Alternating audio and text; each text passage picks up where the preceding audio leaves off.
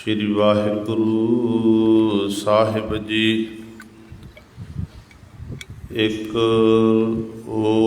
ओंकार सतनाम करता पुरख निर्भौ निर्वैर अकाल मूरत अजूनी सैभं गुर प्रसाद। बलिहारी कुर अपने दिओहाड़ी सदबार। जिन मानस ते देवते कीए करत न लागी वार। जेसो चंदा उगवह सूरज चढ़े हजार। एते चानण होंदियां गुर बिन घोर अंधार। ज्ञान अंजन गुर दिया अज्ञान अंधेर विनाश। हर किरपा ते संत भेटिया नानक मन परगास। नासरो मनसूर गुर गोबिंद सिंह। एज दी मनजूर गुर गोबिंद सिंह। मुकबलो मकबूल गुर गोबिंद सिंह। जुमला फैज नूर गुर गोबिंद सिंह। कादरे हर कार गुर गोबिंद सिंह। वेक सारे जार गुर गोबिंद सिंह। हक हक अंदेश गुर गोबिंद सिंह। बादशाह दरवेश गुर गोबिंद सिंह। हक हक आगाह गुर गोबिंद सिंह। शाहे शहनशाह गुर गोबिंद सिंह। शाहे शहनशाह गुर गोबिंद सिंह। हम अवगण भरे एक गुण नाही। अमृत छाड़ बिखै बिख माया मोह परम पै भूले। सुत दारा स्यों प्रीत लगाई। इक उत्तम पंथ सुनियो गुर संगत। तेह मिलंत जम त्रास मिटाई। इक अरदास पाठ कीरत की। गुरु रामदास राखो इक अरदास पाठ कीरत की। गुरु रामदास राखो सरनाई। सो कहो नल गुर सेवियै अहनस सहज सुभाए। दर्शन परसै गुरु कै जन्म मरण दुख जाय।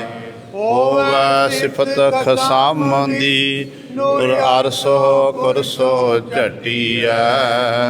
डिठे सचे पातशाह मल जन्म जन्म दी कटी। सज्जन सचा पातशाह साहंद। जिस पास बैठिया सोहिया सबना दा बेद। सतनाम श्री वाहिगुरु साहिब जी। ਗੂਜਰੀ। ਮਹੱਲਾ ਚੌਥਾ। ਗੁਰਮੁਖ ਸਖੀ ਸਹੇਲੀ ਮੇਰੀ, ਮੌਕੋ ਦੇਵੋ ਦਾਨ ਹਰ ਪ੍ਰਾਨ ਜੀਵਾਇਆ। ਹਮ ਹੋਵਹਿ ਲਾਲੇ ਗੋਲੇ ਗੁਰ ਸਿੱਖਾਂ ਕੇ, ਜਿਨ ਅਨ ਦਿਨ ਹਰ ਪ੍ਰਭ ਪੁਰਖ ਧਿਆਇਆ। ਗੁਰਮੁਖ ਸਖੀ ਸਹੇਲੀ ਮੇਰੀ, ਮੋਕੋ ਦੇਵੋ ਦਾਨ ਹਰ ਪ੍ਰਾਨ ਜੀਵਾਇਆ। ਹਮ ਹੋਵਹਿ ਲਾਲੇ ਗੋਲੇ ਗੁਰ ਸਿੱਖਾਂ ਕੇ, ਜਿਨ ਅਨ ਦਿਨ ਹਰ ਪ੍ਰਭ ਪੁਰਖ ਧਿਆਇਆ। ਮੇਰਾ ਮਨ ਤਨ ਬਿਰਹੋਂ ਗੁਰ ਸਿੱਖ ਪਗ ਲਾਇਆ। ਮੇਰੇ ਪ੍ਰਾਨ ਸਖਾ ਗੁਰ ਕੇ ਸਿੱਖ ਭਾਈ, ਮੋਕੋ ਕਰੋ ਉਪਦੇਸ਼ ਹਰ ਮਿਲੈ ਮਿਲਾਇਆ। ਰਹਾਉ ਜਾ ਹਰ ਪ੍ਰਭ ਭਾਵੈ ਤਾਂ ਗੁਰਮੁਖ ਮੇਲੇ, ਜਿਨ ਬਚਨ ਗੁਰੂ ਸਤਿਗੁਰ ਮਨ ਭਾਇਆ। ਵਡ ਭਾਗੀ ਗੁਰ ਕੇ ਸਿੱਖ ਪਿਆਰੇ, ਹਰ ਨਿਰਵਾਣੀ ਨਿਰਵਾਣ ਪਦ ਪਾਇਆ। ਸਤ ਸੰਗਤ ਗੁਰ ਕੀ ਹਰ ਪਿਆਰੀ, ਜਿਨ ਹਰ ਹਰ ਨਾਮ ਮੀਠਾ ਮਨ ਭਾਇਆ। ਜਿਨ ਸਤਿਗੁਰ ਸੰਗਤ ਸੰਗ ਨ ਪਾਇਆ, ਸੇ ਭਾਗਹੀਣ ਪਾਪੀ ਜਮ ਖਾਇਆ। ਆਪ ਕਿਰਪਾਲ ਕਿਰਪਾ ਪ੍ਰਭ ਧਾਰੇ, ਹਰ ਆਪੇ ਗੁਰਮੁਖ ਮਿਲੈ ਮਿਲਾਇਆ। ਜਨ ਨਾਨਕ ਬੋਲੇ ਗੁਣ ਬਾਣੀ, ਗੁਰਬਾਣੀ ਹਰ ਨਾਮ ਸਮਾਇਆ। ਆਪ ਕਿਰਪਾਲ ਕਿਰਪਾ ਪ੍ਰਭ ਧਾਰੇ,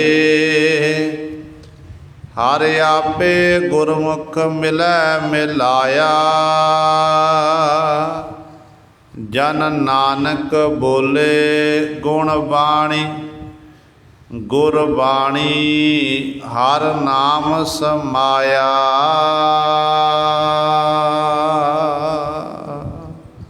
ਵਾਹਿਗੁਰੂ ਜੀ ਕਾ ਖਾਲਸਾ, ਵਾਹਿਗੁਰੂ ਜੀ ਕੀ ਫਤਿਹ। ਪਰਮ ਸਨਮਾਨਯੋਗ ਜੁਗੋ ਜੁਗ ਅਟਲ ਚਬਰ ਛਤਰ ਤਖ਼ਤ ਦੇ ਮਾਲਕ, ਬਾਣੀ ਕੇ ਬੋਹਿਤ ਜਾਹਰਾ ਜਹੂਰ ਹਾਜ਼ਰਾ ਹਜੂਰ। ਧੰਨ ਧੰਨ ਸਾਹਿਬ ਸ੍ਰੀ ਗੁਰੂ ਗ੍ਰੰਥ ਸਾਹਿਬ ਸੱਚੇ ਸਤਿਗੁਰੂ ਜੀ ਦੀ ਪਾਵਨ ਪਵਿੱਤਰ ਨਿੱਘੀ ਗੋਦ ਅੰਦਰ ਜੁੜ ਬੈਠੇ ਗੁਰੂ ਰੂਪ ਗੁਰੂ ਸਵਾਰੇ ਸਤ ਸੰਗੀ ਜਨੋ। ਆਪ ਜੀ ਵੱਡ ਭਾਗੇ ਹੋ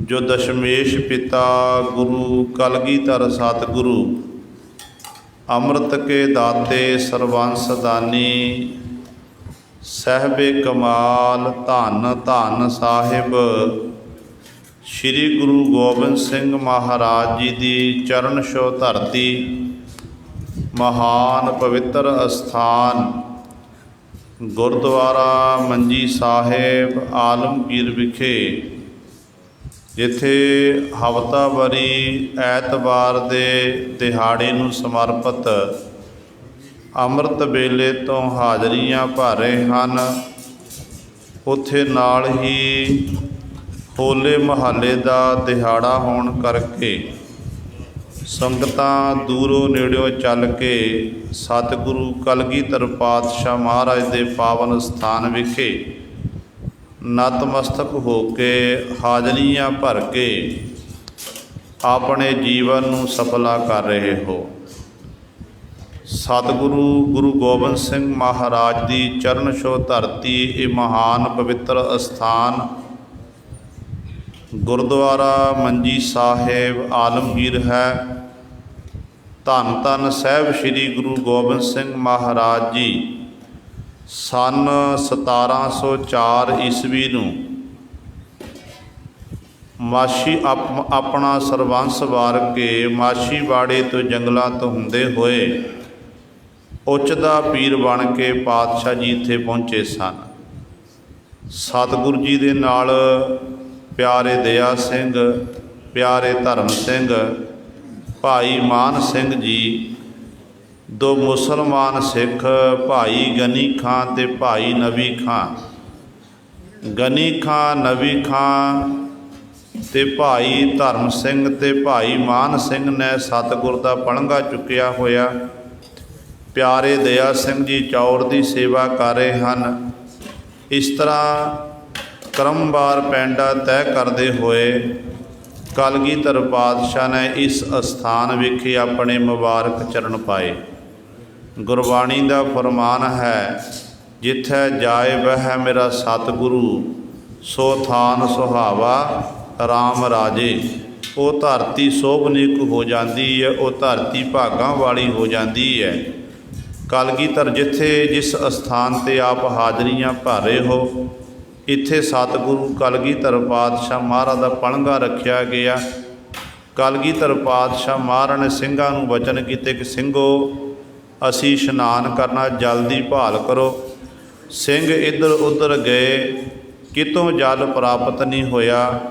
ਇੱਕ ਗਰੀਬਣੀ ਮਾਈ ਜਿਹਦੇ ਸਰੀਰ ਉੱਤੇ ਕੋਹੜ ਦਾ ਰੋਗ ਸੀ, ਉਹ ਮਾਈ ਗੋਹੇ ਚੁਗ ਰਹੀ ਸੀ।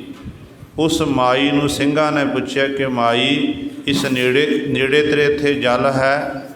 ਤੇ ਮਾਈ ਨੇ ਆਖਣਾ ਕੀਤਾ ਕਿ ਥੋੜ੍ਹੀ ਦੂਰ 'ਤੇ ਖੂਹ ਹੈ, ਪਰ ਉੱਥੇ ਡਰਦਾ ਕੋਈ ਜਾਂਦਾ ਨਹੀਂ ਹੈ, ਕਿਉਂਕਿ ਉਸ ਖੂਹ ਦੇ ਵਿੱਚ ਬਹੁਤ ਵੱਡੀ ਅਸਰਾਲ ਰਹਿੰਦੀ ਹੈ। ਸਿੰਘਾਂ ਨੇ ਗੁਰੂ ਕਲਗੀਧਰ ਪਾਤਸ਼ਾਹ ਮਹਾਰਾਜ ਨੂੰ ਆ ਕੇ ਦੱਸਿਆ। ਧੰਨ ਗੁਰੂ ਗੋਬਿੰਦ ਸਿੰਘ ਮਹਾਰਾਜ ਨੇ ਆਪਣੇ ਭੱਥੇ 'ਚੋਂ ਤੀਰ ਕੱਢਿਆ, ਚਿਲੇ ਨਾਲ ਜੋੜਿਆ, ਖਿੱਚ ਕੇ ਚਲਾਇਆ। ਤੀਰ ਛੁੰਗਦਾ ਹੋਇਆ ਗਿਆ, ਅਸਰਾਲ ਨੂੰ ਜਾ ਕੇ ਲੱਗਿਆ। ਅਸਰਾਲ ਮਰ ਕੇ ਖੂਹ ਵਿੱਚ ਡਿੱਗੀ, ਜਿਸ ਕਰਕੇ ਖੂਹ ਦਾ ਸਾਰਾ ਜਲ ਖੁਆਰ ਹੋ ਗਿਆ। ਤੇ ਸਿੰਘਾਂ ਨੇ ਫਿਰ ਸਤਿਗੁਰੂ ਕਲਗੀਧਰ ਪਾਤਸ਼ਾਹ ਦੇ ਚਰਨਾਂ 'ਚ ਆ ਕੇ ਬੇਨਤੀ ਕੀਤੀ ਕਿ ਸਤਿਗੁਰੂ ਜੀ, ਸਾਰਾ ਜਲ ਖੁਆਰ ਹੋ ਗਿਆ ਹੈ। ਕਲਗੀਧਰ ਪਾਤਸ਼ਾਹ ਮਹਾਰਾਜ ਨੇ ਆਪਣੇ ਪੱਥੇ 'ਚ ਇੱਕ ਹੋਰ ਤੀਰ ਕੱਢਿਆ, ਧਰਤੀ ਦੀ ਹਿੱਕ ਵਿੱਚ ਤੀਰ ਮਾਰਿਆ, ਜਲ ਦਾ ਸੋਮਾ ਪ੍ਰਗਟ ਹੋਇਆ। ਜਿੱਥੇ ਗੁਰਦੁਆਰਾ ਤੀਰਸਰ ਸਾਹਿਬ ਪਾਵਨ ਸਰੋਵਰ ਹੈ, ਧੰਨ ਗੁਰੂ ਗੋਬਿੰਦ ਸਿੰਘ ਮਹਾਰਾਜ ਨੇ ਇਸ਼ਨਾਨ ਕੀਤਾ, ਸਿੰਘਾਂ ਨੇ ਇਸ਼ਨਾਨ ਕੀਤਾ। ਉਹ ਮਾਈ ਜਿਹਦੇ ਸਰੀਰ ਉੱਤੇ ਕੋਹੜ ਦਾ ਰੋਗ ਸੀ, ਉਹ ਮਾਈ ਸਤਿਗੁਰੂ ਗੁਰੂ ਕਲਗੀਧਰ ਪਾਤਸ਼ਾਹ ਦੇ ਸਨਮੁਖ ਹੋਈ, ਹੱਥ ਜੋੜ ਕੇ ਬੇਨਤੀ ਕੀਤੀ ਕਿ ਪਾਤਸ਼ਾਹ ਜੀ, ਮੇਰੇ ਸਰੀਰ ਨੂੰ ਕੋਹੜ ਦਾ ਰੋਗ ਹੋਇਆ ਹੈ। ਮੈਂ ਕਾਫੀ ਲੰਮੇ ਸਮੇਂ ਤੋਂ ਆਪਣੇ ਸਰੀਰ ਦਾ ਇਲਾਜ ਕਰਾ ਰਹੀ ਹਾਂ, ਬਹੁਤ ਸਾਰੇ ਵੈਦਾਂ ਨੂੰ, ਹਕੀਮਾਂ ਨੂੰ ਮਿਲਣਾ ਕੀਤਾ, ਪਰ ਮੇਰਾ ਸਰੀਰ ਠੀਕ ਨਹੀਂ ਹੋ ਰਿਹਾ ਹੈ। ਸਤਿਗੁਰੂ ਕਿਰਪਾ ਕਰਕੇ ਮੈਨੂੰ ਆਪ ਜੀ ਤੰਦਰੁਸਤੀ ਦੀ ਦਾਤ ਬਖਸ਼ਿਸ਼ ਕਰਨਾ ਕਰੋ। ਧੰਨ ਗੁਰੂ ਗੋਬਿੰਦ ਸਿੰਘ ਮਹਾਰਾਜ ਨੇ ਵਚਨ ਕੀਤੇ, ਕਹਿਣ ਲੱਗੇ, ਮਾਈ, ਇਸ ਜਲ ਦੇ ਵਿੱਚ ਇਸ਼ਨਾਨ ਕਰ, ਨਾਲ ਨਾਲ ਨਾਮ ਬਾਣੀ ਦਾ ਅਭਿਆਸ ਕਰ। ਤੇਰਾ ਕੋਹੜ ਦਾ ਰੋਗ ਤਾਂ ਕੀ, ਤੇਰਾ ਜਨਮਾਂ ਜਨਮਾਂਤਰਾਂ ਦੇ ਰੋਗ ਮਿਟ ਦਿਆਂਗੇ। ਮਾਈ ਨੇ ਗੁਰੂ ਗੋਬਿੰਦ ਸਿੰਘ ਮਹਾਰਾਜ ਦੇ ਬਚਨ ਮੰਨ ਕੇ, ਸ਼ਰਧਾ ਭਾਵਨਾ ਰੱਖ ਕੇ, ਕਹਿੰਦੇ ਨੇ ਜਲ ਵਿੱਚ ਇਸ਼ਨਾਨ ਕੀਤਾ। ਗੁਰੂ ਗੁਰੂ ਜਪਦੀ ਹੈ, ਜਦੋਂ ਡੁਬਕੀ ਮਾਰੀ ਹੈ, ਚੁੱਭੀ ਮਾਰੀ ਹੈ, ਤੇ ਉਸ ਸਮੇਂ ਬਾਹਰ ਨਿਕਲੇ ਤੇ ਮਾਈ ਦਾ ਸਰੀਰ ਬਿਲਕੁਲ ਤੰਦਰੁਸਤ ਹੋ ਗਿਆ। ਧੰਨ ਗੁਰੂ ਗੋਬਿੰਦ ਸਿੰਘ ਮਹਾਰਾਜ ਦਾ ਕੋਟਾਨ ਕੋਟ ਧੰਨਵਾਦ ਸ਼ੁਕਰਾਨਾ ਕਰਦੀ ਹੋਈ ਮਾਈ ਨਗਰ ਜਾਣ ਲੱਗੀ ਤੇ ਸਤਿਗੁਰੂ ਕਲਗੀਧਰ ਪਾਤਸ਼ਾਹ ਨੇ ਬਚਨ ਕੀਤੇ। ਕਹਿਣ ਲੱਗੇ ਇੱਥੇ ਕੋਈ ਵੀ ਰੋਗੀ ਚੱਲ ਕੇ ਆਵੇਗਾ, ਸਰੀਰਕ ਰੋਗ ਕਿਸੇ ਪ੍ਰਕਾਰ ਦਾ ਹੋਵੇ, ਸ਼ਰਧਾ ਭਾਵਨਾ ਰੱਖ ਕੇ ਇਸ਼ਨਾਨ ਕਰੇਗਾ, ਅਰਦਾਸ ਬੇਨਤੀ ਕਰੇਗਾ ਤੇ ਉਹਦਾ ਇਹ ਜਿਹੜਾ ਕੋੜ੍ਹ ਦੇ ਰੋਗ ਇਤਿਆਦਿਕ ਇਹ ਰੋਗ ਸਾਰੇ ਠੀਕ ਹੋਣਗੇ। ਇਹ ਗੁਰੂ ਕਲਗੀਧਰ ਪਾਤਸ਼ਾਹ ਮਹਾਰਾਜ ਨੇ ਵਰ ਦੇਣਾ ਕੀਤਾ। ਅੱਜ ਵੀ ਜਿਨ੍ਹਾਂ ਦੇ ਮਨ ਵਿੱਚ ਸ਼ਰਧਾ ਹੈ, ਭਾਵਨਾ ਹੈ, ਉਹਨਾਂ ਦੀਆਂ ਜਿਹੜੀਆਂ ਭਿਆਨਕ ਬਿਮਾਰੀਆਂ ਨੇ ਗੁਰੂ ਕਲਗੀਧਰ ਪਾਤਸ਼ਾਹ ਦੀ ਅਪਾਰ ਕਿਰਪਾ ਵਰਤ ਰਹੀ ਹੈ। ਅੱਜ ਵੀ ਲੋਕ ਠੀਕ ਹੋ ਰਹੇ ਹਨ। ਜਿਨ੍ਹਾਂ ਦੇ ਅੰਦਰ ਭਾਵਨਾ ਹੈ ਉਹਨਾਂ ਉੱਤੇ ਬਖਸ਼ਿਸ਼ ਹੋ ਰਹੀ ਹੈ। ਤੇ ਮਾਈ ਨਗਰ ਵਿੱਚ ਗਈ। ਨਗਰ ਨਿਵਾਸੀ ਸੰਗਤਾਂ ਨੂੰ ਪਤਾ ਲੱਗਿਆ। ਨਗਰ ਨਿਵਾਸੀ ਸੰਗਤਾਂ ਇਕੱਤਰ ਹੋ ਕੇ ਆਈਆਂ। ਗੁਰੂ ਕਲਗੀਧਰ ਪਾਤਸ਼ਾਹ ਮਹਾਰਾਜ ਦਾ ਅਨੰਨ ਪਿਆਰਾ ਸੇਵਕ ਭਾਈ ਨਗਾਈਆ ਸਿੰਘ ਜੀ ਜੋ ਘੋੜਿਆਂ ਦੇ ਵਪਾਰੀ ਸਨ, ਨਗਰ ਦੇ ਨਗਰ ਨਿਵਾਸੀ ਸਨ, ਭਾਈ ਨਗਾਈਆ ਸਿੰਘ ਜੀ ਨੇ ਧੰਨ ਗੁਰੂ ਗੋਬਿੰਦ ਸਿੰਘ ਮਹਾਰਾਜ ਨੂੰ ਇੱਕ ਕੀਮਤਨ ਘੋੜਾ ਭੇਟਾ ਕੀਤਾ ਤੇ ਕਲਗੀਧਰ ਪਾਤਸ਼ਾਹ ਮਹਾਰਾਜ ਨੇ ਭਾਈ ਨਗਾਈਆ ਸਿੰਘ ਉੱਤੇ ਬਹੁਤ ਵੱਡੀ ਬਖਸ਼ਿਸ਼ ਕੀਤੀ। ਇੱਥੋਂ ਫਿਰ ਸਤਿਗੁਰੂ ਗੁਰੂ ਕਲਗੀਧਰ ਪਾਤਸ਼ਾਹ 3 ਦਿਨ ਇੱਥੇ ਡੇਰੇ ਲਾਏ ਸਨ। ਤੀਸਰੇ ਦਿਨ ਸਤਿਗੁਰੂ ਜੀ ਨੇ ਅੱਗੇ ਰਾਏਕੋਟ ਵੱਲ ਨੂੰ ਚਾਲੇ ਪਾਏ ਸੀ। ਉਹ ਮਹਾਨ ਪਵਿੱਤਰ ਅਸਥਾਨ ਦੀਆਂ ਆਪ ਸੰਗਤਾਂ, ਜਿੰਨੀਆਂ ਵੀ ਸੰਗਤਾਂ ਬਾਹਰੋਂ ਚੱਲ ਕੇ ਹੋਲੇ ਮਹੱਲੇ ਦੇ ਦਿਹਾੜੇ ਨੂੰ ਸਮਰਪਿਤ ਹਾਜ਼ਰੀਆਂ ਭਰ ਰਹੀਆਂ ਹਨ, ਉਹ ਸੰਗਤਾਂ ਵਡਭਾਗੇ ਹਨ। ਗੁਰੂ ਕਲਗੀਧਰ ਪਾਤਸ਼ਾਹ ਦੀ ਚਰਨ ਛੋਹ ਧਰਤੀ ਦੇ ਹਾਜ਼ਰੀਆਂ ਭਰ ਕੇ ਸਤ ਸੰਗਤ ਕਰਕੇ ਆਪਣੇ ਜੀਵਨ ਨੂੰ ਸਫਲਾ ਕਰ ਰਹੇ ਹੋ। ਸਤਿਗੁਰੂ ਜੀ ਕਿਰਪਾ ਕਰਨ, ਤੁਹਾਡਾ ਚੱਲਿਆ ਹੋਇਆ ਕਦਮ ਕਦਮ ਲੇਖੇ ਵਿੱਚ ਲਾਉਣ। ਹਰ ਘਰ ਹਰ ਪਰਿਵਾਰ ਵਿੱਚ ਤੰਦਰੁਸਤੀਆਂ, ਖੁਸ਼ੀਆਂ, ਖੇੜੇ, ਅੰਮ੍ਰਿਤ ਵੇਲਾ, ਅੰਮ੍ਰਿਤ ਬਾਣੀ ਨਾਲ ਪਾਤਸ਼ਾਹ ਜੀ ਪਿਆਰ ਬਖਸ਼ਿਸ਼ ਕਰਨ। ਸੋ ਆਓ ਗੁਰੂ ਸਵਾਰਿਓ, ਜੋ ਗੁਰੂ ਪਾਤਸ਼ਾਹ ਮਹਾਰਾਜ ਨੇ ਅੱਜ ਸਾਡੇ ਉੱਤੇ ਬਖਸ਼ਿਸ਼ ਕੀਤੀ ਹੈ, ਅੰਮ੍ਰਿਤ ਵੇਲੇ ਤੋਂ ਪ੍ਰਕਾਸ਼ਵਾਨ ਹੋ ਕੇ ਪਾਵਨ ਹੁਕਮਨਾਮਾ ਸਾਹਿਬ ਜੋ ਆਪ ਜੀ ਨੇ ਹੁਣੇ ਹੀ ਸਰਵਣ ਕੀਤਾ ਹੈ, ਇਸ ਪਾਵਨ ਸ਼ਬਦ ਦੀ ਆਪਾਂ ਨੇ ਵਿਚਾਰ ਸਰਵਣ ਕਰਨੀ ਹੈ। ਆਓ ਆਪਣੀਆਂ ਮਨ ਬਿਰਤੀਆਂ ਇਕਾਗਰ ਕਰੀਏ, ਧਿਆਨ ਗੁਰੂ ਚਰਨਾਂ ਨਾਲ ਜੋੜੀਏ ਤੇ ਗੁਰੂ ਮਹਾਰਾਜ ਜੀ ਦੇ ਪਾਵਨ ਇਤਿਹਾਸ, ਪਾਵਨ ਉਪਦੇਸ਼ ਨੂੰ ਹਿਰਦਿਆਂ ਵਿੱਚ ਵਸਾ ਕੇ ਆਪਣਾ ਜੀਵਨ ਸਫਲਾ ਕਰੀਏ। ਕਰੋ ਸਾਰੇ ਆਪਣੀ ਰਸਨਾ ਪਵਿੱਤਰ ਤੇ ਉਚਾਰਨ ਕਰੋ ਜੀ ਸਤਨਾਮ ਸ਼੍ਰੀ ਵਾਹਿਗੁਰੂ ਸਾਹਿਬ ਜੀ। ਫਿਰ ਆਖੋ ਜੀ ਸਤਨਾਮ ਸ਼੍ਰੀ ਵਾਹਿਗੁਰੂ ਸਾਹਿਬ ਜੀ। ਗੂਜਰੀ ਮਹੱਲਾ ਚੌਥਾ।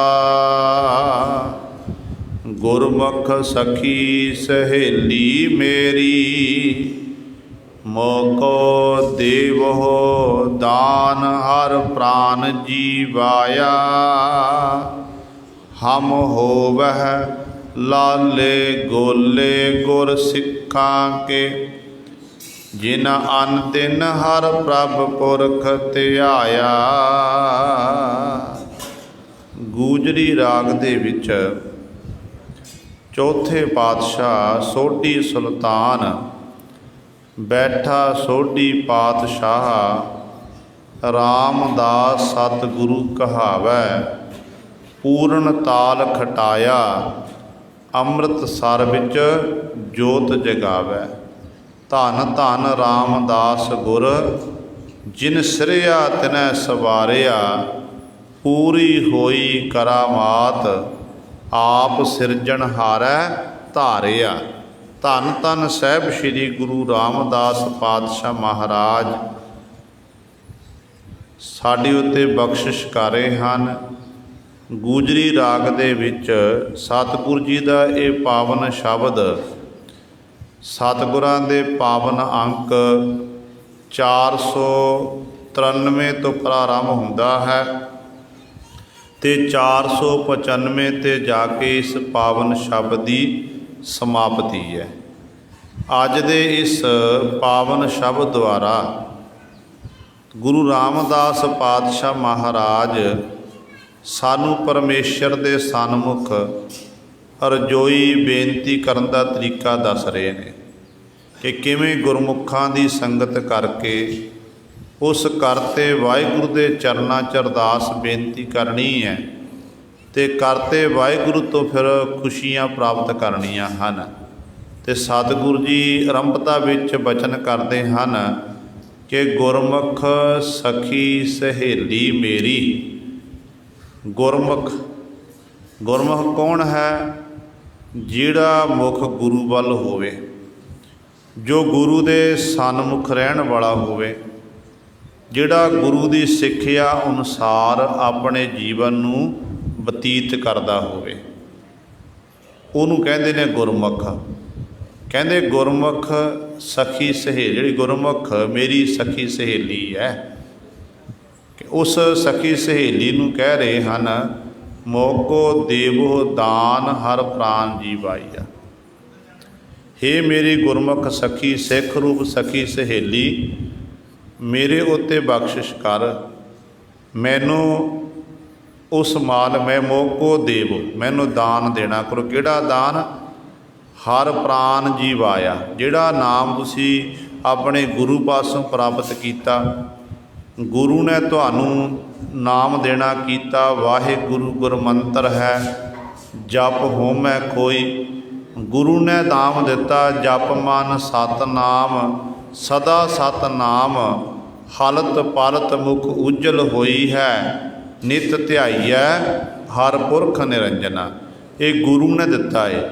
ਜਿਹਨੇ ਫਿਰ ਇਸ ਨਾਮ ਦੀ ਕਮਾਈ ਕੀਤੀ, ਜਿਹਨੇ ਇਹ ਖਜ਼ਾਨਾ ਆਪਣੇ ਕੋਲ ਜਮ੍ਹਾਂ ਕਰ ਲਿਆ, ਫਿਰ ਉਹ ਜੀਵ ਇਸਤਰੀ ਫਿਰ ਗੁਰਮੁਖ ਬਣ ਗਈ। ਅਤੇ ਇਹੋ ਜਿਹੀ ਜੀਵ ਇਸਤਰੀ ਨੂੰ ਫਿਰ ਉਹ ਜਿਹੜਾ ਜਗਿਆਸੂ ਜਨ ਹੈ ਉਹ ਕਹਿ ਰਿਹਾ ਹੈ ਕਿ ਮੈਨੂੰ ਵੀ ਇਹ ਨਾਮ ਦੀ ਦਾਤ ਦੇਣਾ ਕਰੋ, ਜਿਹੜਾ ਮੇਰੇ ਪ੍ਰਾਣਾਂ ਨੂੰ ਜੀਵਤ ਕਰਨ ਵਾਲਾ ਹੈ। ਕਿਉਂਕਿ ਜੇ ਮੈਂ ਪਰਮਾਤਮਾ ਦਾ ਨਾਮ ਜਪਦਾ ਹਾਂ ਤਾਂ ਮੇਰਾ ਜਿਉਣਾ ਹੁੰਦਾ। ਜੇ ਮੈਨੂੰ ਪਰਮਾਤਮਾ ਵਾਹਿਗੁਰੂ ਦਾ ਨਾਮ ਵਿਸਰਦਾ ਏ, ਫਿਰ ਅਸਲ ਵਿੱਚ ਮੈਂ ਫਿਰ ਜਿਉਂਦਿਆਂ ਮੁਰਦੇ ਦੀ ਨਿਆਈ ਹਾਂ। ਅਸੀਂ ਸੋਦਰ ਦੀ ਬਾਣੀ ਪੜ੍ਹਦੇ ਹਾਂ। ਸੋਦਰ ਦੀ ਬਾਣੀ ਵਿੱਚ ਮੇਰੇ ਪਾਤਸ਼ਾਹ ਜੀ ਬਚਨ ਕਰਦੇ ਹਨ ਕਿ ਆਖਾਂ ਜੀਵਾ ਵਿਸਰੈ ਮਰ ਜਾਓ, ਆਖਣ ਔਖਾ ਸਾਚਾ ਨਾਉ, ਸਾਚੇ ਨਾਮ ਕੀ ਲਾਗੈ ਭੂਖ, ਉਤ ਭੂਖੈ ਖਾਏ ਚੱਲੀਏ ਹੈ ਦੁਖ। ਜਿਨ੍ਹਾਂ ਨੂੰ ਸੱਚੇ ਪਰਮੇਸ਼ਰ ਦੇ ਨਾਮ ਦੀ ਭੁੱਖ ਲੱਗਦੀ ਨਾ, ਫਿਰ ਉਹਨਾਂ ਦੀ ਪਦਾਰਥਵਾਦੀ ਸੋਚ ਵਾਲੀ ਭੁੱਖ ਖਤਮ ਹੋ ਜਾਂਦੀ ਹੈ। ਉਹ ਹਰ ਸਮੇਂ ਸਾਸ ਗਰਾਸ ਦੁਆਰਾ ਪਰਮਾਤਮਾ ਦਾ ਨਾਮ ਜਪਦੇ ਨੇ। ਕਿਸ ਤਰੀਕੇ ਨਾਲ ਜਪਦੇ ਨੇ? ਗੁਰਬਾਣੀ ਨੇ ਫੈਸਲਾ ਕਰਤਾ। ਭਗਤ ਸਾਹਿਬਾਨ ਜੀ ਨੂੰ ਪੁੱਛੋ, ਭਗਤ ਜੀ ਕਹਿੰਦੇ ਨੇ ਭੂਖੇ ਖਾਵਤ ਲਾਜ ਨਾ ਆਵੈ, ਤਿਉ ਹਰ ਜਨ ਹਰ ਗੁਣ ਗਾਵੈ। ਜਿਵੇਂ ਕਿਸੇ ਮਨੁੱਖ ਨੂੰ ਭੁੱਖ ਲੱਗੀ ਹੈ, ਉਹਦੇ ਅੱਗੇ ਥਾਲ ਪਰੋਸ ਕੇ ਰੱਖ ਦਈਏ ਅਤੇ ਹੋਰ ਲੋਕ ਬੈਠੇ ਨਾਲ ਉਹਨੂੰ ਖਾਂਦਿਆਂ ਲੱਜਾ ਨਹੀਂ ਆਉਂਦੀ। ਉਹਨੂੰ ਪਤਾ ਕਿ ਜੇ ਰੋਟੀ ਮੇਰੇ ਅੰਦਰ ਜਾਵੇਗੀ ਅਤੇ ਮੇਰੀ ਭੁੱਖ ਮਿਟੇਗੀ।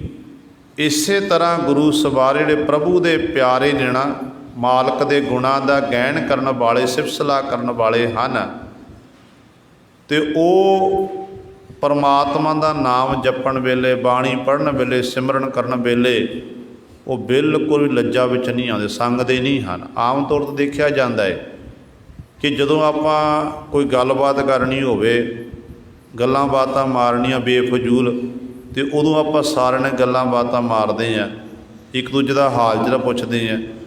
ਪਰ ਜੇ ਕਿਸੇ ਨੂੰ ਆਖਦੇ ਕਿ ਬਾਣੀ ਪੜ੍ਹੋ, ਸਿਮਰਨ ਕਰੋ, ਅਤੇ ਕਹਿੰਦੇ ਨੇ ਸਾਨੂੰ ਤਾਂ ਸੰਗ ਲੱਗਦੀ ਹੈ ਜੀ। ਅਤੇ ਗੁਰਬਾਣੀ ਸਤਿਗੁਰ ਦੀ ਬਾਣੀ ਹੈ। ਸਤਿਗੁਰੂ ਕਹਿੰਦੇ ਨੇ ਆਵੋ ਸਿੱਖ ਸਤਿਗੁਰੂ ਕੇ ਪਿਆਰਿਓ, ਗਾਵੋ ਸੱਚੀ ਬਾਣੀ, ਬਾਣੀ ਤਾਂ ਗਾਵੋ ਗੁਰੂ ਕੇਰੀ, ਬਾਣੀਆਂ ਸਿਰ ਬਾਣੀ। ਜਿਹੜੀ ਬਾਣੀਆਂ ਵਿੱਚੋਂ ਸ਼ਰਮੌਰ ਬਾਣੀ ਹੈ। ਅਤੇ ਗੁਰੂ ਸਵਾਰੇ ਇਸ ਕਰਕੇ ਜਿੰਨਾ ਅਸੀਂ ਲਾਹਾ ਲੈ ਲਵਾਂਗੇ ਉਨਾ ਹੀ ਥੋੜ੍ਹਾ ਹੈ। ਇਹ ਸਮਾਂ ਵਾਰ-ਵਾਰ ਮਿਲਣ ਵਾਲਾ ਨਹੀਂ ਹੈ। ਗੁਰੂ ਦੀ ਬਖਸ਼ਿਸ਼ ਹੈ ਸਾਡੇ ਉੱਤੇ, ਮਨੁੱਖਾ ਦੇਹੀ ਸਾਨੂੰ ਮਿਲੀ ਹੈ। ਉਸ ਤੋਂ ਵੱਡੀ ਬਖਸ਼ਿਸ਼ ਇਹ ਹੈ ਕਿ ਨਿੱਤਾ ਪ੍ਰਤੀ ਜਿਨ੍ਹਾਂ ਉੱਤੇ ਗੁਰੂ ਦੀ ਕਿਰਪਾ ਹੈ, ਗੁਰੂ ਕਲਗੀਆਂ ਵਾਲੇ ਪਾਤਸ਼ਾਹ ਦੇ ਚਰਨਾਂ 'ਚ ਨਤਮਸਤਕ ਹੋ ਰਹੇ ਪਾਵਨ ਸਥਾਨ 'ਤੇ ਹਾਜ਼ਰੀਆਂ ਭਰਦੇ ਨੇ। ਐਵੇਂ ਨਹੀਂ ਹਾਜ਼ਰੀਆਂ ਭਰੀਆਂ ਜਾਂਦੀਆਂ ਨੇ। ਜੇ ਕੋਈ ਚੰਗੇ ਕਰਮ ਕੀਤੇ ਨੇ ਫਿਰ ਸਤਿਗੁਰੂ ਜੀ ਆਪਣੀ ਗੋਦ 'ਚ ਬਿਠਾਉਂਦੇ ਨੇ। ਹੁਣ ਇਸ ਜਿਹੜਾ ਇਹ ਰੋਡ ਚੱਲਦਾ ਹੈ, ਇਸ ਰੋਡ ਤੋਂ ਲੱਖਾਂ ਹੀ ਨਿੱਤਾ ਪ੍ਰਤੀ ਟੱਪਦੇ ਨੇ। ਕੋਈ ਆ ਰਿਹਾ, ਕੋਈ ਜਾ ਰਿਹਾ ਹੈ, ਅਤੇ ਮੱਥਾ ਸਾਰੇ ਨਹੀਂ ਟੇਕਦੇ ਗੁਰੂ ਸਵਾਰਿਆ। ਮੱਥਾ ਉਹ ਟੇਕ ਰਿਹਾ ਜਿਹਦੇ ਉੱਤੇ ਗੁਰੂ ਦੀ ਕਿਰਪਾ ਹੈ, ਸ਼ਰਧਾ ਹੈ। ਫਿਰ ਉਹ ਗੁਰੂ ਦੀ ਕਿਰਪਾ, ਗੁਰੂ ਪਾਤਸ਼ਾਹ ਜੀ ਆਪ ਮੱਥਾ ਟਿਕਾਉਂਦੇ ਨੇ, ਆਪ ਹੀ ਹਾਜ਼ਰੀਆਂ ਭਰਾ ਰਹੇ ਹਨ। ਇਸ ਕਰਕੇ ਮਨੁੱਖਾ ਦੇਹੀ ਮਿਲੀ ਹੈ। ਮਨੁੱਖਾ ਦੇਹੀ ਦੇ ਵਿੱਚ ਆਪਾਂ ਜਿੰਨਾ ਨਾਮ ਜਪ, ਜਿੰਨੀ ਕਮਾਈ ਕਰ ਲਵਾਂਗੇ ਨਾ, ਉਹਨਾਂ ਸਾਡੇ ਲਈ ਇਹ ਲਾਭ ਹੋਵੇਗਾ ਸਾਨੂੰ। ਜਿਵੇਂ ਇੱਕ ਮਾਤਾ ਪਿਤਾ ਨੇ ਆਪਣੇ ਬੱਚੇ ਨੂੰ ਪਾਲਿਆ ਪੋਸ਼ਿਆ, ਬੱਚਾ ਚੰਗੀ ਐਜੂਕੇਸ਼ਨ ਪ੍ਰਾਪਤ ਕਰ ਗਿਆ, ਫਿਰ ਮਾਂ ਬਾਪ ਨੇ ਆਪਣੇ ਜਿੰਨੀ ਵੀ ਜਮ੍ਹਾਂ ਪੂੰਜੀ ਸੀ ਉਹ ਆਪਣੇ ਬੱਚੇ ਨੂੰ ਦੇਣਾ ਕੀਤੀ। ਆਖਿਆ, ਪੁੱਤਰ ਆ ਮੇਰੀ ਜ਼ਿੰਦਗੀ ਭਰ ਦੀ ਕਮਾਈ ਹੈ, ਇਹ ਜ਼ਿੰਦਗੀ ਭਰ ਦੀ ਕਮਾਈ ਦੇ ਨਾਲ ਹੁਣ ਤੂੰ ਅੱਗੇ ਬਿਜ਼ਨਸ ਕਰਨਾ ਕਰ। ਤੈਨੂੰ ਮੈਂ ਇਹ ਕਾਰੋਬਾਰ ਖੋਲ੍ਹ ਕੇ ਦੇ ਰਿਹਾ, ਸਾਰੀ ਕਮਾਈ ਤੈਨੂੰ ਦੇਣਾ ਕੀਤੀ ਹੈ। ਪੁੱਤਰ ਦੇਖੀ ਇਸ ਬਿਜ਼ਨਸ ਵਿੱਚ ਘਾਟਾ ਨਾ ਪਾ ਲਵੀਂ ਅਤੇ ਲਾਹਾ ਪ੍ਰਾਪਤ ਕਰਨਾ ਹੈ। ਪਰ ਜੇਕਰ ਗੁਰੂ ਸਵਾਰਿਓ ਉਹ ਪੁੱਤਰ ਬੱਚਾ ਉਸ ਕਮਾਈ ਨੂੰ ਕਰਦਿਆਂ ਹੋਇਆਂ ਕਾਮਯਾਬ ਹੋ ਗਿਆ, ਦਿਨ ਦੁੱਗਣੀ ਰਾਤ ਚੌਗੁਣੀ ਤਰੱਕੀ ਕਰ ਲਈ, ਅਤੇ ਮਾਂ ਬਾਪ ਨੂੰ ਹੁੰਦਾ ਕਿ ਸਾਡਾ ਬੱਚਾ ਕਾਮਯਾਬ, ਜਿਹੜੀ ਮਾਇਆ ਦਿੱਤੀ ਸੀ ਉਹ ਮਾਇਆ ਵਧੀ ਫੁੱਲੀ ਹੈ। ਪਰ ਜੇ ਘਾਟਾ ਪੈ ਜਾਵੇ ਤਾਂ ਮਾਂ ਬਾਪ ਕਹਿੰਦੇ ਨੇ ਜਿੰਨੀ ਜਮ੍ਹਾਂ ਪੂੰਜੀ ਸਾਰੀ ਸਾਡੀ ਖਤਮ ਕਰ ਦਿੱਤੀ, ਇਹ ਤੈਨੂੰ ਤਾਂ ਕੰਮ ਹੀ ਨਹੀਂ ਕਰਨਾ ਆਉਂਦਾ ਹੈ। ਘਾਟਾ ਪੈਂਦਾ ਅਤੇ ਜੀਵ ਦੁਖੀ ਹੁੰਦਾ ਹੈ। ਇਸੇ ਤਰ੍ਹਾਂ ਪਰਮਾਤਮਾ ਵਾਹਿਗੁਰੂ ਨੇ, ਉਹ ਸਾਡਾ ਮਾਤਾ ਪਿਤਾ ਵਾਹਿਗੁਰੂ, ਉਹਨੇ ਸਾਨੂੰ ਜਦੋਂ ਮਨੁੱਖਾ ਦੇਹੀ ਬਖਸ਼ਿਸ਼ ਕੀਤੀ, ਮਨੁੱਖਾ ਦੇਹੀ ਬਖਸ਼ਿਸ਼ ਕਰਕੇ ਸਵਾਸਾਂ ਰੂਪੀ ਪੂੰਜੀ ਦੇ ਦਿੱਤੀ। ਸਵਾਸਾਂ ਰੂਪੀ ਪੂੰਜੀ ਦਿੱਤੀ ਅਤੇ ਬਚਨ ਕਰ ਦਿੱਤਾ ਕਿ ਸੰਸਾਰ ਵਿੱਚ ਜਾ ਕੇ ਤੂੰ ਵਣਜ ਕਰਨਾ ਕਰ, ਵਪਾਰ ਕਰ, ਨਾਮ ਦਾ ਵਪਾਰ ਕਰ, ਕਿਤੇ ਘਾਟਾ ਨਾ ਪਾ ਲਵੀਂ। ਐਵੇਂ ਸਵਾਸਾਂ ਰੂਪੀ ਪੂੰਜੀ ਨੂੰ ਅਜਾਈ ਨਾ ਗਵਾ ਦਵੀਂ।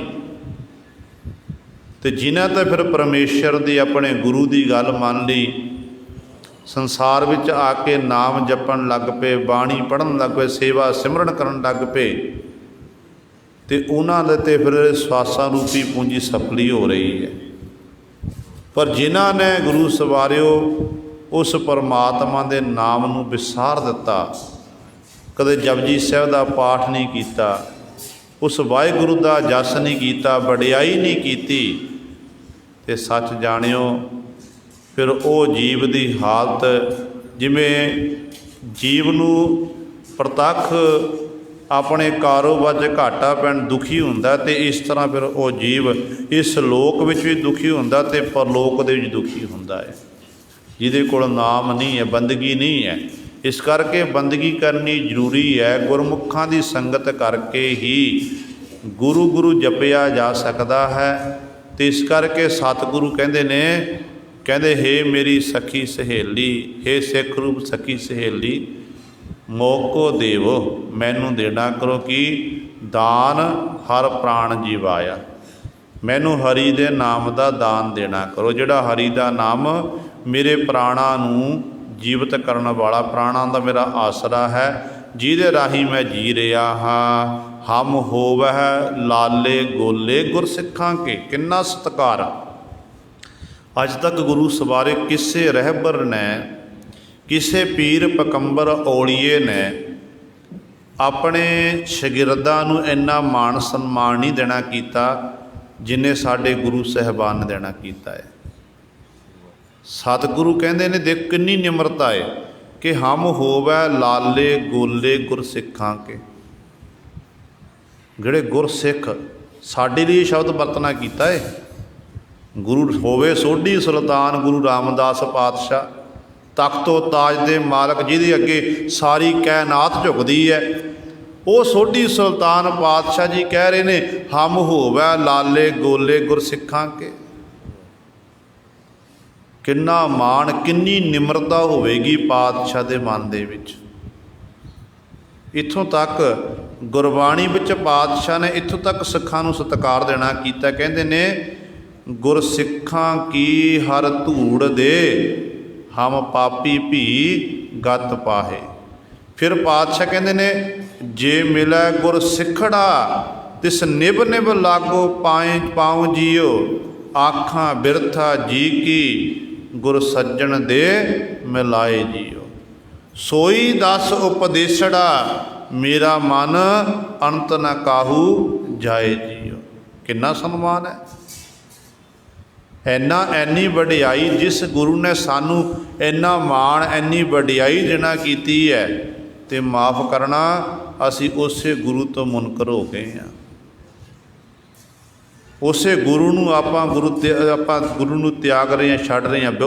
ਜਿਸ ਗੁਰੂ ਨੇ ਸਾਨੂੰ ਗੁਰੂ ਸਵਰ, ਦੇਖੋ ਜਦੋਂ ਕਲਗੀਆਂ ਵਾਲੇ ਪਾਤਸ਼ਾਹ ਨੇ ਅਨੰਦਪੁਰ ਸਾਹਿਬ ਛੱਡਿਆ, ਅਨੰਦਪੁਰ ਸਾਹਿਬ ਇਹ ਘਟਨਾਵਾਂ ਵਾਪਰੀਆਂ, ਅਤੇ ਆਪਾਂ ਸਾਰੇ ਜਾਣਦੇ ਹਾਂ ਕਿ ਭਾਈ ਮਾਹਾ ਸਿੰਘ ਅਤੇ ਹੋਰ ਸਿੰਘਾਂ ਨੇ ਬਦਾਵਾ ਦੇਣਾ ਕੀਤਾ ਸੀ ਪਾਤਸ਼ਾਹ ਨੂੰ, ਬਦਾਵਾ ਦਿੱਤਾ। ਅਤੇ ਪਰ ਉਹਨਾਂ ਨੇ ਆਪਣਾ ਟੁੱਟੀ ਗੰਢਾਲੀ, ਜਦੋਂ ਮੁਕਤਸਰ ਸਾਹਿਬ ਦੀ ਜੰਗ ਹੋਈ ਖਿਦਰਾਣੇ ਦੀ ਢਾਬ ਵਿਖੇ, ਅਤੇ ਸ਼ਹਾਦਤ ਦਾ ਜਾਮ ਪੀਣਾ ਕੀਤਾ, ਅਤੇ ਸਤਿਗੁਰ ਨੇ ਉਹ ਕਾਗਜ਼ ਪਾੜ ਦਿੱਤਾ ਜਿਹਦੇ ਉੱਤੇ ਲਿਖਿਆ ਸੀ ਕਿ ਤੂੰ ਸਾਡਾ ਗੁਰੂ ਨਹੀਂ, ਅਸੀਂ ਤੇਰੇ ਸਿੱਖ ਨਹੀਂ ਆ। ਅਤੇ ਸਤਿਗੁਰ ਉਹ ਕਾਗਜ਼ ਪਾੜਿਆ, ਅਤੇ ਗੁਰੂ ਸਰ ਉਹਨਾਂ ਨੇ ਤਾਂ ਟੁੱਟੀ ਗੰਢਾਣਾ ਕੀਤੀ। ਪਰ ਆਪਾਂ ਆਪਣੇ ਮਨਾਂ ਵੱਲ ਝਾਤੀ ਮਾਰਨਾ ਕਰੀਏ, ਆਪਾਂ ਨਿੱਤਾ ਪ੍ਰਤੀ ਗੁਰੂ ਨੂੰ ਬਦਾਵਾ ਦੇ ਰਹੇ ਹਾਂ।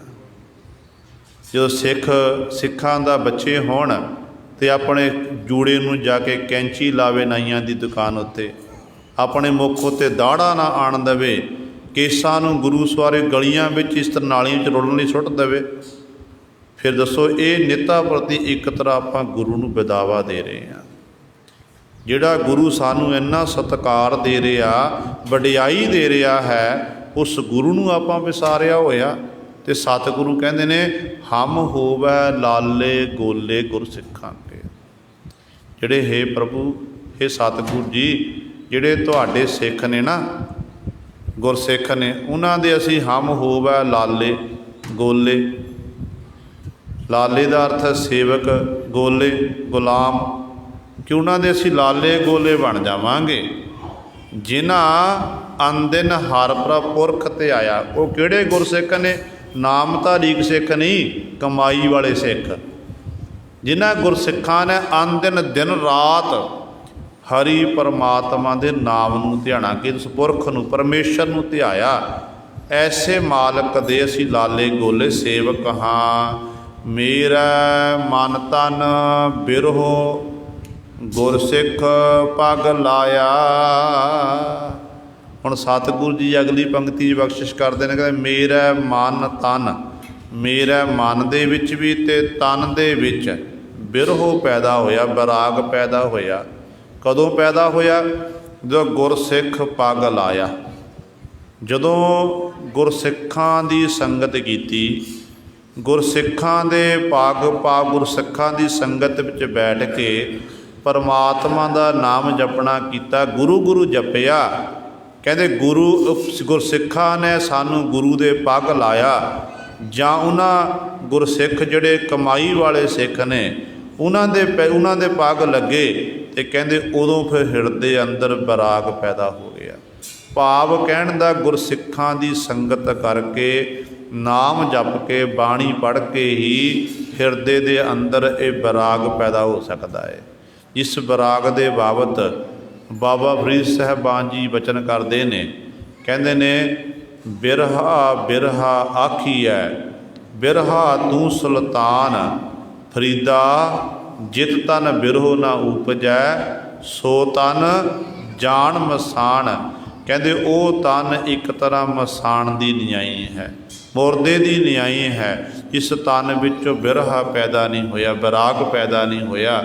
ਇਸ ਕਰਕੇ ਕਹਿੰਦੇ ਗੁਰਸਿੱਖ ਪੱਗ ਲਾਇਆ। ਗੁਰਸਿੱਖਾਂ ਦੀ ਜਦੋਂ ਪੱਗ ਲਾਇਆ, ਚਰਨ ਧੂੜੀ ਵਿੱਚ ਲਾਣਾ ਕੀਤਾ, ਉਹਨਾਂ ਨਾਲ ਜੋੜਨਾ ਕੀਤਾ, ਤੇ ਮੇਰੇ ਮਨ ਤਨ ਵਿੱਚ ਬਿਰਹ ਪੈਦਾ ਹੋ ਗਿਆ।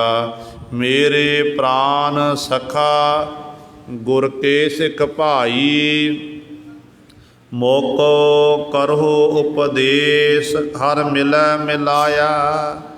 ਮੇਰੇ ਪ੍ਰਾਨ ਸਖਾ ਗੁਰ ਕੇ ਸਿੱਖ ਭਾਈ, ਕਹਿੰਦੇ ਜਿਹੜੇ ਗੁਰੂ ਦੇ ਸਿੱਖ ਨੇ ਉਹ ਮੇਰੇ ਪ੍ਰਾਣ ਹਨ, ਉਹ ਮੇਰੇ ਪ੍ਰਾਣਾਂ ਦਾ ਆਸਰਾ ਹਨ, ਸਖਾ ਸੰਬੰਧੀ ਹਨ, ਮਿੱਤਰ ਹਨ। ਉਹ ਗੁਰੂ ਦੇ ਸਿੱਖ ਉਹ ਮੇਰੇ ਭਰਾਵਾਂ ਵਾਂਗ ਹਨ। ਤੇ ਸਤਿਗੁਰੂ ਕਹਿੰਦੇ ਮੋਕੋ ਕਰਹੁ ਉਪਦੇਸ਼, ਮੈਨੂੰ ਉਹ ਉਪਦੇਸ਼ ਕਰਨਾ ਕਰੋ। ਕਿਹੜਾ ਉਪਦੇਸ਼? ਜਿਹਦੇ ਰਾਹੀਂ ਹਰ ਮਿਲੈ ਮਿਲਾਇਆ, ਮੇਰਾ ਹਰੀ ਪਰਮਾਤਮਾ ਨਾਲ ਮਿਲਾਪ ਹੋ ਜਾਵੇ, ਮੈਂ ਹਰੀ ਨੂੰ ਮਿਲ ਜਾਵਾਂ ਤੇ ਹਰੀ ਮੈਨੂੰ ਮਿਲ ਜਾਵੇ, ਇਹੋ ਜਿਹੀ ਅਵਸਥਾ ਬਣ ਜਾਵੇ। ਮੈਨੂੰ ਇਹੋ ਜਿਹੇ ਗੁਰਸਿੱਖਾਂ ਦੀ ਸੰਗਤ ਬਖਸ਼ਣਾ ਕਰੋ। ਰਹਾਉ ਜਾ ਹਰ ਪ੍ਰਭ ਭਾਵੈ, ਤਾਂ ਗੁਰਮੁਖ ਮੇਲੇ, ਜਿਨ ਬਚਨ ਗੁਰੂ ਸਤਿਗੁਰ ਮਨ ਭਾਇਆ।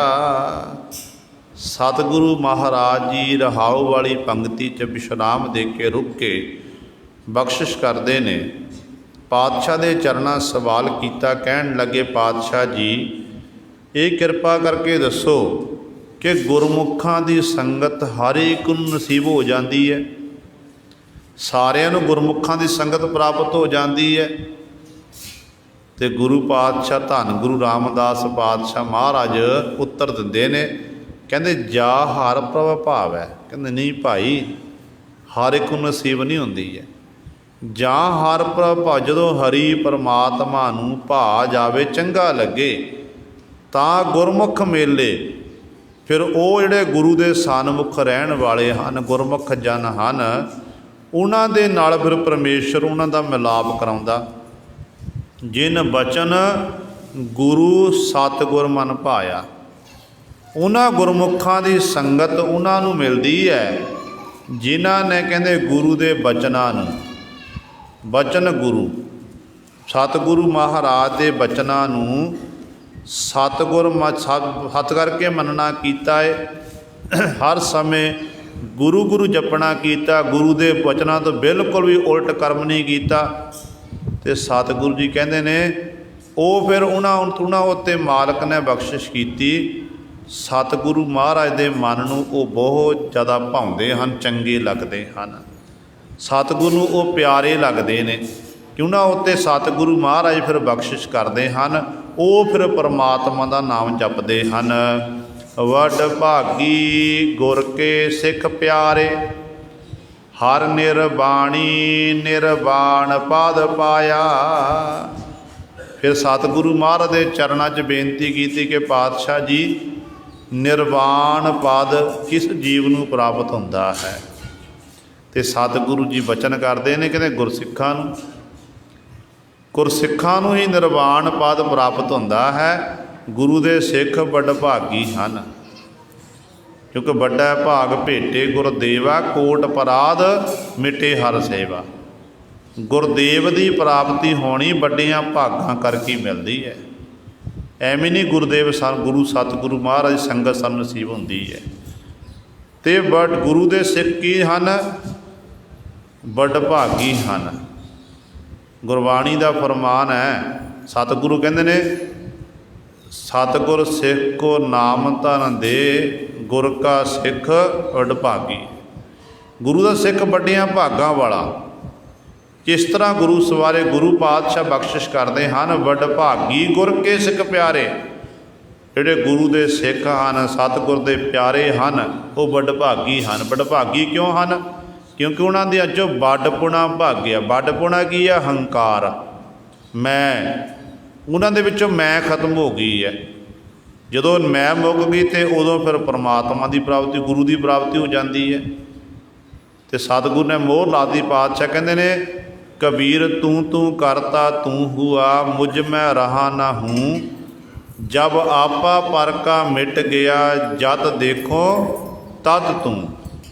ये सतगुर ने मोहर ला दी कि ਜਦੋਂ तक मैं उदों परमात्मा कहता मैं नहीं है।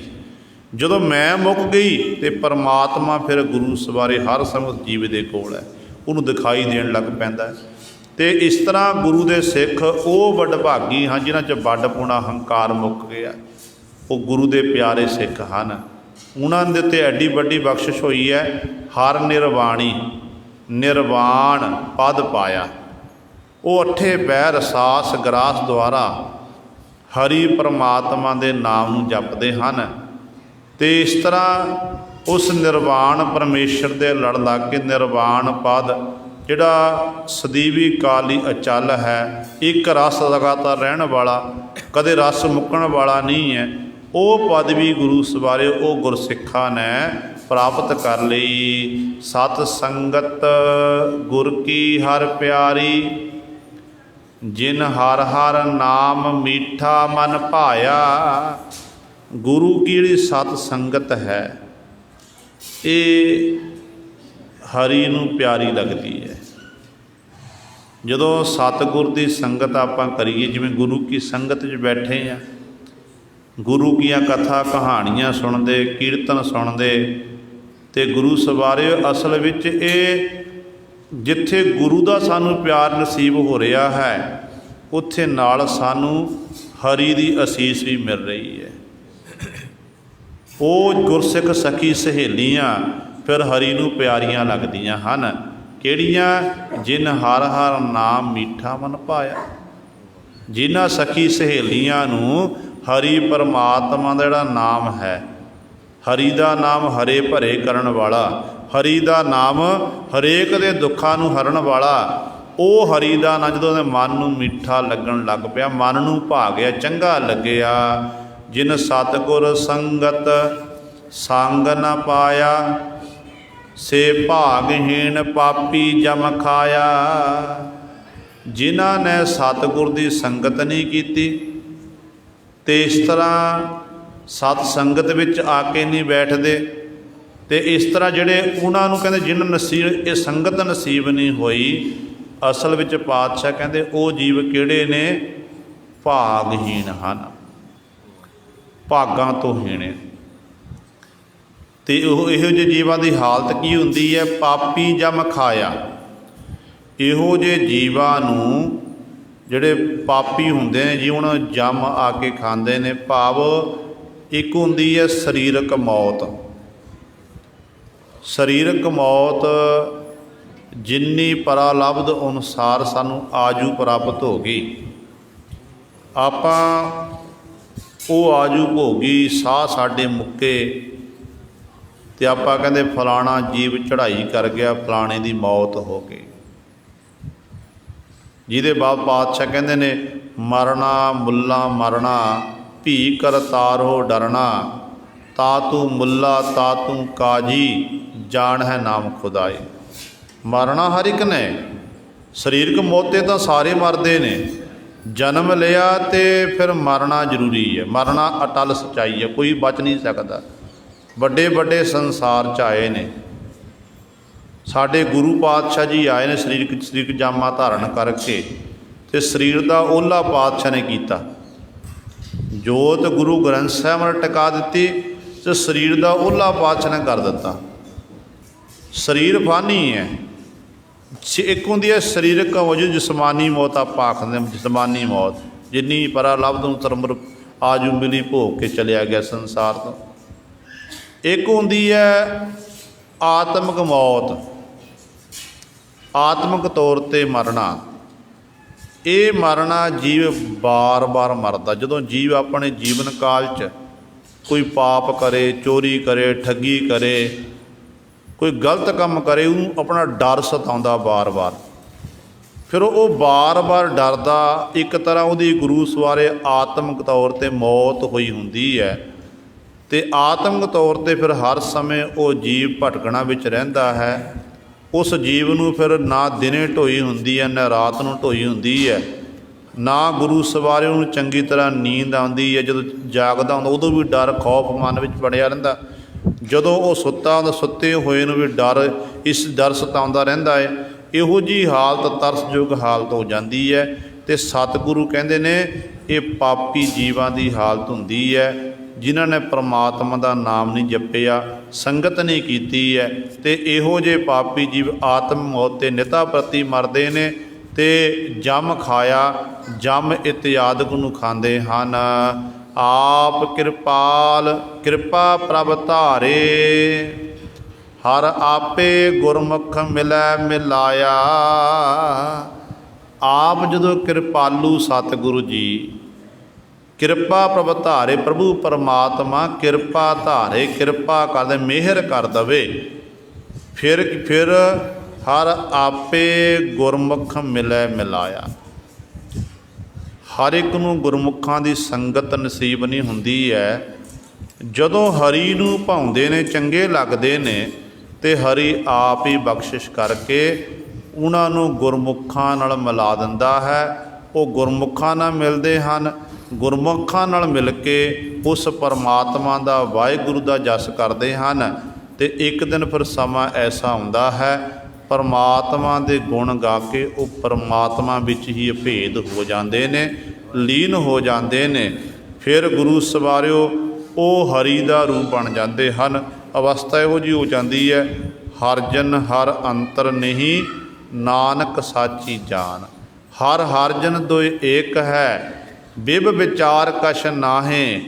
ਜਲ ਤੇ ਉਪਜ ਤਰੰਗ ਜਿਉ, ਜਲ ਹੀ ਵਿਖੈ ਸਮਾਏ। ਇਹੋ ਜਿਹੀ ਅਵਸਥਾ ਦੇ ਫਿਰ ਉਹ ਧਾਰਨੀ ਬਣ ਜਾਂਦੇ ਹਨ। ਪਰ ਹੁੰਦੀ ਹਰੀ ਦੀ ਕਿਰਪਾ ਦੇ ਨਾਲ ਹੀ ਗੁਰਮੁਖ ਜਨ ਮਿਲਦੇ ਨੇ। ਹਰੀ ਦੀ ਕਿਰਪਾ ਦੇ ਨਾਲ ਹੀ ਗੁਰਮੁਖਾਂ ਦੀ ਸੰਗਤ ਕਰਕੇ ਮਾਲਕ ਦਾ ਨਾਮ ਜਪਿਆ ਜਾਂਦਾ ਹੈ, ਅਤੇ ਹਰੀ ਹੀ ਬਖਸ਼ਿਸ਼ ਕਰਦਾ ਹੈ। ਫਿਰ ਗੁਰੂ ਸਵਾਰੇ ਜਿਹੜੇ ਗੁਰਮੁਖਾਂ ਨਾਲ ਮਿਲ, ਉਹਨਾਂ ਨੂੰ ਫਿਰ ਪ੍ਰਮਾਤਮਾ ਆਪਣੇ ਨਾਲ ਮਿਲਾ ਲੈਂਦਾ ਹੈ। ਜਨ ਨਾਨਕ ਬੋਲੇ ਗੁਣ ਬਾਣੀ, ਗੁਰਬਾਣੀ ਹਰ ਨਾਮ ਸਮਾਇਆ। ਨਾਨਕ ਗੁਰੂ ਜੀ ਜਨ ਨਾਨਕ ਜੀ ਉਚਾਰਨ ਕਰਦੇ ਹਨ ਕਿ ਬੋਲੇ ਗੁਣ ਬਾਣੀ, ਗੁਣ ਬਾਣੀ ਤੋਂ ਭਾ ਗੁਰਬਾਣੀ। ਨਾਨਕ ਜੀ ਗੁਰਬਾਣੀ ਬੋਲਦੇ ਹਨ। ਕਿਹੜੀ ਬਾਣੀ? ਜਿਹੜੀ ਗੁਰਬਾਣੀ ਹਰ ਨਾਮ ਸਮਾਇਆ, ਜਿਸ ਗੁਰਾਂ ਦੀ ਬਾਣੀ ਦੇ ਵਿੱਚ ਹਰੀ ਪਰਮਾਤਮਾ ਦਾ ਨਾਮ ਸਮਾਇਆ ਹੋਇਆ ਹੈ। ਕਿਉਂਕਿ ਬਾਣੀ ਜਿਹੜੀ ਹੈ, ਬਾਣੀ ਗੁਰੂ ਹੈ ਬਾਣੀ, ਵਿੱਚ ਬਾਣੀ ਅੰਮ੍ਰਿਤ ਸਾਰੇ। ਗੁਰਬਾਣੀ ਕਹੈ ਸੇਵਕ ਜਨ ਮਾਨੈ, ਪ੍ਰਤੱਖ ਗੁਰੂ ਨਿਸਤਾਰੇ। ਕਿਸੇ ਕਵੀ ਨੇ ਕਵਿਤਾ ਲਿਖੀ ਅਤੇ ਉਹ ਕਵੀ ਦੀ ਬਾਣੀ ਹੋ ਸਕਦੀ ਹੈ, ਉਹ ਕਵੀ ਦੀ ਕਵਿਤਾ ਹੋ ਸਕਦੀ ਹੈ, ਪਰ ਉਹ ਬਾਣੀ ਜਿਹੜੀ ਹੈ ਉਹ ਬਾਣੀ ਦੀ ਬਰੋਬਰਤਾ ਨਹੀਂ ਕਰ ਸਕਦੇ। ਕਿਉਂਕਿ ਬਾਣੀ ਜਿਹੜੀ ਹੈ ਇਹ ਤਰੁਦਰਗਾਹੋਂ ਆਈ ਹੈ।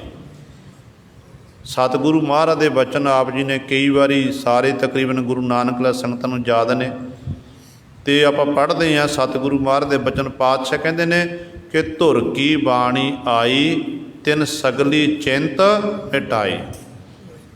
ਸਤਿਗੁਰੂ ਜੀ ਨੇ ਇਹ ਨਹੀਂ ਆਖਿਆ ਕਿ ਇਹ ਬਾਣੀ, ਜਦੋਂ ਵੀ ਗੁਰੂ ਨਾਨਕ ਪਾਤਸ਼ਾਹ ਮਹਾਰਾਜ ਜਾਂ ਹੋਰ ਗੁਰੂ ਸਾਹਿਬਾਨ ਜੀ ਬਾਣੀ ਉਚਾਰਨ ਕਰਦੇ ਸੀ, ਅਤੇ ਉਦੋਂ ਇਹ ਨਹੀਂ ਸਤਿਗੁਰੂ ਨੇ ਆਖਣਾ ਕੀਤਾ ਕਿ ਭਾਈ ਮਰਦਾਨਾ ਜੀ ਮੈਂ ਬਾਣੀ ਉਚਾਰਨ ਕਰਨ ਲੱਗਿਆ, ਤੁਸੀਂ ਰਬਾਬ ਤਿਆਰ ਕਰੋ।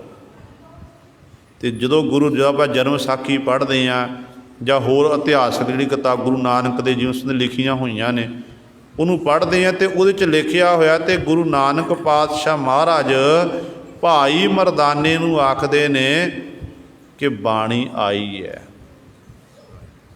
ਬਾਣੀ ਆਈ ਹੈ, ਕਿੱਥੋਂ ਆਈ ਹੈ? ਧੁਰੋਂ ਦਰਗਾਹੋਂ ਆਈ ਹੈ। ਫਿਰ ਪਾਤਸ਼ਾਹ ਕਹਿੰਦੇ ਨੇ ਹੋ ਆਪੋ ਬੋਲ ਨਾ ਜਾਣਦਾ, ਮੈਂ ਕਹਿਆ ਸਭ ਹੁਕਮ ਆਓ ਜੀਓ। ਇੱਥੋਂ ਤੱਕ ਇੱਕ ਹੋਰ ਇਤਿਹਾਸਕ ਹਵਾਲਾ ਸਾਡੇ ਕੋਲ ਹੈ, ਜੋ ਗੁਰੂ ਗ੍ਰੰਥ ਸਾਹਿਬ ਮਹਾਰਾਜ ਵਿੱਚ ਦਰਜ ਹੈ, ਅਤੇ ਇਤਿਹਾਸਕ ਘਟਨਾ ਵੀ ਵਾਪਰੀ ਹੈ। ਜਦੋਂ ਏਮਨਾਬਾਦ ਉੱਤੇ ਬਾਬਰ ਨੇ ਹਮਲਾ ਕੀਤਾ, ਹਮਲਾ ਕਰਨ ਤੋਂ ਪਹਿਲਾਂ ਗੁਰੂ ਨਾਨਕ ਸਾਹਿਬ ਮਹਾਰਾਜ ਰੋੜੀ ਸਾਹਿਬ ਅਸਥਾਨ ਹੈ, ਉੱਥੇ ਭਾਈ ਲਾਲੋ ਜੀ ਕੋਲ ਬੈਠੇ ਨੇ। ਭਾਈ ਲਾਲੋ ਜੀ ਸਤਿਗੁਰ ਦੀ ਹਜ਼ੂਰੀ ਭਾਈ ਮਰਦਾਨਾ ਜੀ ਨਾਲ ਹਨ। ਤੇ ਗੁਰੂ ਨਾਨਕ ਪਾਤਸ਼ਾਹ ਮਹਾਰਾਜ ਨੇ ਪਹਿਲਾਂ ਹੀ ਬਚਨ ਕਰਦੇ, ਕਹਿੰਦੇ ਨੇ ਜੈਸੀ ਮੈਂ ਆਵੈ ਖਸਮ ਕੀ ਬਾਣੀ, ਜੈਸੀ ਮੈਂ ਆਵੈ ਖਸਮ ਕੀ ਬਾਣੀ, ਤੈਸੜਾ ਕਰੀ ਗਿਆਨ ਵੇ ਲਾਲੋ, ਪਾਪ ਕੀ ਜੰਝ ਲੈ ਕਾਬਲੋ ਧਾਇਆ, ਜੋਰੀ ਮੰਗੈ ਦਾਨ ਵੇ ਲਾਲੋ। ਹੁਣ ਸਤਿਗੁਰੂ ਜੀ ਨੇ ਇਹ ਨਹੀਂ ਆਖਿਆ, ਇੱਥੇ ਵੀ ਸਤਿਗੁਰ ਨੇ ਹੀ ਮੋਹਰ ਲਾਈ, ਜਿਵੇਂ ਖਸਮ ਦੀ ਬਾਣੀ ਆਈ ਹੈ ਮੈਂ ਉਹ ਗਿਆਨ ਭਾਈ ਲਾਲੋ ਜੀ ਤੇਰੇ ਤੱਕ ਵਰਣਨ ਕਰਕੇ ਦੱਸ ਰਿਹਾ, ਤੈਨੂੰ ਸੱਚਾਈ ਦੱਸ ਰਿਹਾ ਕਿ ਕਾਬਲ ਤੋਂ ਪਾਪ ਕੀ ਜੰਝ ਲੈ ਕਾਬਲ ਉਤਾਇਆ, ਕਾਬਲ ਕੰਧਾਰ ਤੋਂ ਪਾਪ ਦੀ ਜੰਝ ਲੈ ਕੇ ਆਵੇ, ਜੋਰੀ ਮੰਗੈ ਦਾਨ, ਜਿਹੜਾ ਜਬਰੀ ਸਾਰਿਆਂ ਪਾਸੋਂ ਦਾਨ ਮੰਗੇਗਾ, ਕਤਲ ਕਰੇਗਾ। ਤੇ ਗੁਰੂ ਸਵਾਰਿਓ ਇਸ ਤਰ੍ਹਾਂ ਇਹ ਬਾਣੀ ਜਿਹੜੀ ਹੈ ਬਾਹੋ ਬਾਹੋ ਬਾਣੀ ਨਿਰੰਕਾਰ ਹੈ, ਤਿਸ ਜੇਵੜ ਅਵਰ ਨਾ ਕੋਏ, ਇਹ ਬਾਣੀ ਉਸ ਨਿਰੰਕਾਰ ਦੀ ਹੈ। ਤੇ ਸਤਿਗੁਰੂ ਕਹਿੰਦੇ ਨੇ ਜਨ ਨਾਨਕ ਬੋਲੇ ਗੁਣ ਬਾਣੀ, ਜਨ ਨਾਨਕ ਜੀ ਆਪਣੀ ਰਸਨਾ ਤੋਂ ਕੀ ਬੋਲਦੇ, ਗੁਣ ਬਾਣੀ ਗੁਰਬਾਣੀ ਨੂੰ ਬੋਲਦੇ ਹਨ। ਗੁਰਬਾਣੀ ਹਰ ਨਾਮ ਸਮਾਇਆ, ਇਸੇ ਹੀ ਗੁਰਬਾਣੀ ਦੇ ਵਿੱਚ ਹਰੀ ਪਰਮਾਤਮਾ ਦਾ ਨਾਮ ਸਮਾਇਆ ਹੋਇਆ ਹੈ। ਜਿਹੜੇ ਬਾਣੀ ਪੜ੍ਹਦੇ ਨੇ ਸਿਮਰਨ ਕਰਦੇ ਹਨ, ਉਹ ਬਾਣੀ ਪੜ੍ਹ ਕੇ ਬਾਣੀ ਵਿੱਚ ਹੀ ਭੇਦ ਹੋ ਜਾਂਦੇ ਹਨ। ਇਹ ਗੁਰੂ ਸਵਾਰਿਓ ਸਤਿਗੁਰੂ ਮਹਾਰਾਜ ਨੇ